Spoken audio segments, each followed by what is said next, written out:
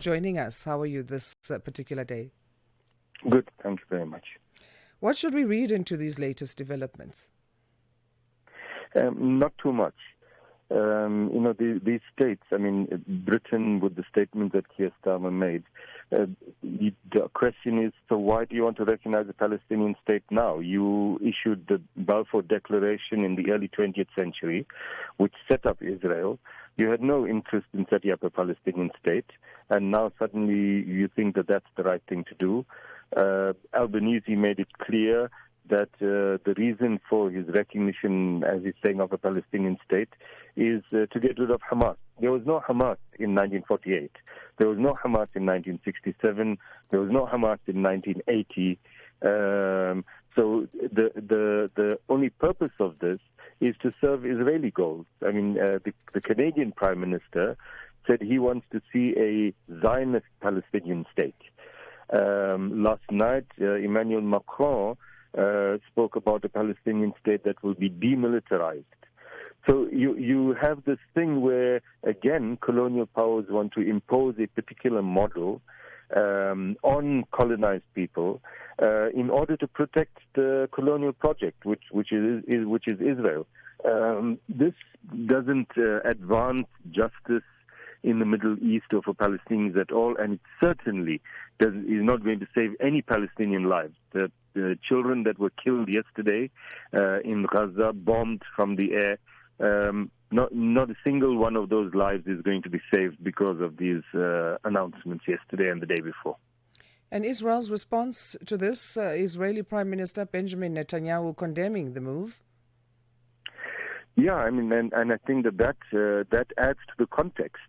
The Likud party, in which Netanyahu heads, has as its charter that Israel will exist from the Mediterranean Sea till the Jordan River. They have no intention to allow a Palestinian state, and he said that yesterday quite clearly, that he's worked against it and he will continue working against it. A few weeks ago, the Israeli parliament, the Knesset, passed a resolution to annex the West Bank. So they want to annex the West Bank. They want to ethnically cleanse Gaza. They have no interest in a Palestinian state. Now you have these states like Britain, which continues to supply parts, for example, for the warplanes that are dropping these bombs, continues to supply those parts, is unable to get one bottle of water into Gaza. But how is it going to impose a Palestinian state on this Israeli government that refuses it? There's no plan for that, just nice talk. The hypocrisy is quite glaring in the United Nations right now. The United States of America is also not impressed. What is it that they can do?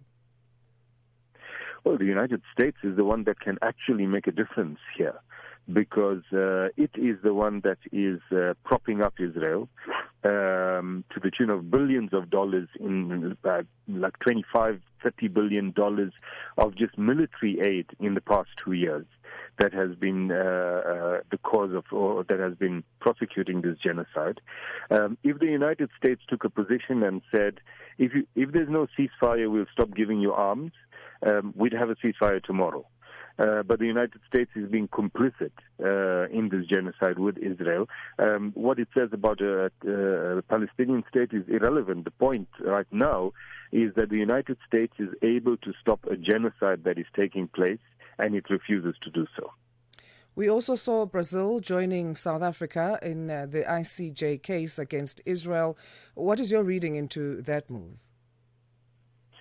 It took Brazil a long time to do so, but I think that it's a welcome and positive move. We now have a big part of the global south that has joined this case, that is saying that what is taking place in Gaza is genocide, as well as a couple of European countries. Spain, Ireland have joined. That, frankly, is more of a contribution to saving innocent lives than the performance we saw at the UN General Assembly. I hope that there will be more states joining this case, and more cases against Israel for its genocide, its war crimes, more cases at the ICJ and the ICC, so that the war criminals are actually arrested and tried. You mentioned earlier the bombing happening on the ground, children being killed. Will that ever stop? Again, I mean, from the side of the Palestinian resistance, they have repeatedly accepted ceasefire proposals put forward by the United States. It's Israel that refuses to accept it. The United States, if it wants to be the mediator that it pretends to be, all it has to do is say to Israel, here's the ceasefire proposal, the other side has accepted it, you will accept it or we will not supply you with weapons anymore. And Israel will come to the table, and then it will stop. There will be a ceasefire. The genocide will stop. But the United States the United States holds all the cards, and it refuses to play them. Instead, extending the period during which Israel can continue the genocide. So, will there be a ceasefire? I think there will. There will be massive cost on the Palestinian side with Palestinian civilians. It's not Palestinian fighters who are getting killed. It's civilians, mostly children.